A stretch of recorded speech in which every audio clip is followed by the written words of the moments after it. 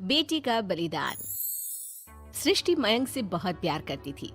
वो उसके साथ अपने सुनहरे भविष्य के सपने देखती। लेकिन जब ये बात उसके माता पिता को पता चलती है, सृष्टि, तुम घर वापस आ जाओ, कोई जरूरी काम है।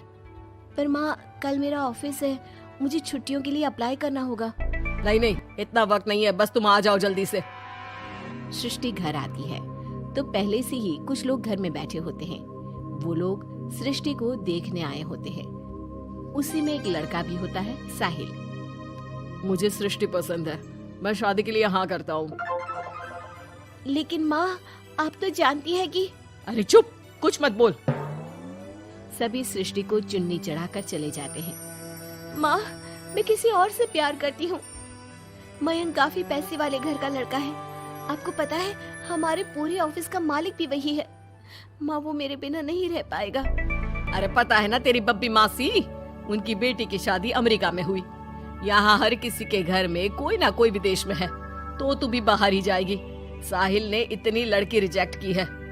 अब तू हाँ बोल दे तो शादी के लिए वो लोग तैयार ही है, क्योंकि वो लोग सिर्फ 10 दिन के लिए ही आए हैं इंडिया में। कैसी बात कर रही हो माँ? मुझे एक बार तो ऑफिस जाना ही होगा। लेकिन वो लोग मानते ही नहीं और सृष्टि की शादी साहिल से हो जाती है। शादी के बाद सृष्टि मयंक के पास जाती है। सृष्टि, तुमने शादी भी कर ली और मेरे माता पिता विदेश में मेरी शादी कराना चाहते थे। मैंने काफी समझाने की कोशिश की, लेकिन मेरे भाई और पापा नहीं माने। I am sorry Mayank. अरे तो मैं विदेश में कहीं शिफ्ट हो जाता यार, इतने सारे बिजनेस है मेरे। सृष्टि मयंक के सामने रोकर वहाँ से चली जाती है। लेकिन शादी के बाद जब वो विदेश साहिल के घर जाती है तो... देखो, ये एक कमरा है मेरा, मैं यहीं रहता हूँ, और ये एक सोफा कम बेड है। रात में मैं इसे बेड बना लेता हूँ और दिन में सोफा। और देखो, मैं ज्यादा कमाता नहीं हूँ, तो तुम्हें भी मेरी मदद करनी होगी फाइनेंशियली। सृष्टि हाँ में सर हिला देती है। अगले दिन साहिल के जाने के बाद वो माँ को फोन करती है। क्या है माँ, कहाँ शादी करवा दी? एक तो कोई चेहरा यहाँ अपना सा नहीं दिखता, ऊपर से ये घर। विदेश के नाम पर क्या कर दिया आपने माँ? साहिल यहाँ सेटल भी नहीं है। मयंक के तो कितने बिजनेस थे, आलीशान बंगला, नौकर चाकर। यहाँ तो मैं खुद नौकर बनकर रह गई हूँ। ये क्या किया माँ आपने? अरे क्या बताऊं बेटी, तेरे पिता ने जो कहा मैंने वही किया। अब जो कुछ भी है वो तेरी किस्मत है भाई, जैसी भी है। वहीं सृष्टि का भाई सारंग एक लड़की से प्यार करता है। माँ, मैंने शादी कर ली है निशा से। क्या? शादी कर ली? और वो भी निशा से? और उसके माँ बाप तो नहीं मान रहे थे ना?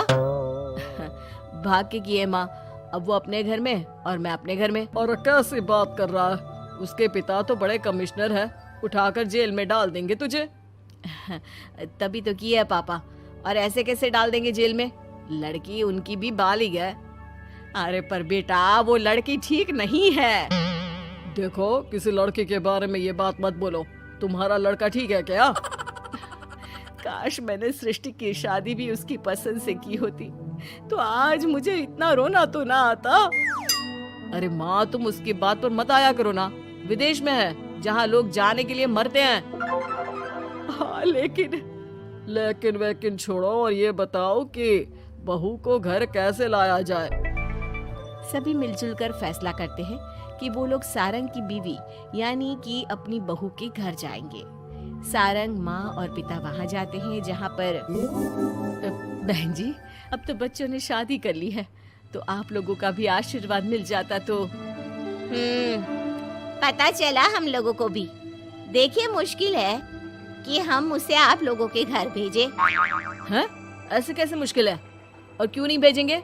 बीवी है वो मेरी, भेजना तो पड़ेगा ही। लड़के को बहला फुसला कर भगाने के आरोप में अंदर कर दे क्या? अरे देखिए साहब, इतना कानून तो हमें भी आता है। आपकी लड़की कोई नाबालिग नहीं है। तभी वहाँ निशा आ जाती है। रुकिए मम्मी पापा, सारंग में कोई कमी नहीं है। हम लोग इसे कोई बिजनेस खुलवा देंगे ना। देखो, एक बात बता देती हूँ, मुझे तुम्हारे घर नहीं जाना। अरे ऐसी कैसी बात कर रही हो? हम लोगों ने शादी की है, पति पत्नी है हम दोनों, और क्यों नहीं जाना?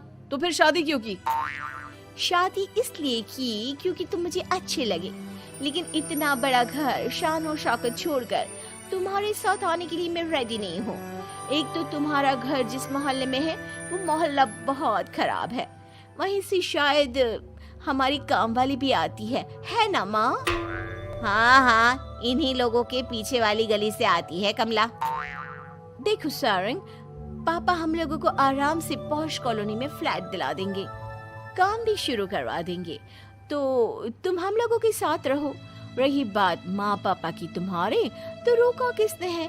साल में होली दिवाली मनाने हम जाया करेंगे ना उनके घर। सारंग अपने माँ पापा से कहता है, माँ मुझे निशा की बात ठीक लग रही है, वैसे भी आप लोगों के साथ तो पूरी लाइफ स्ट्रगल ही करता रहूंगा। अरे कैसी बात कर रहे हो सारंग, हम लोग यहाँ बहू लेने आए थे, बेटा देने नहीं।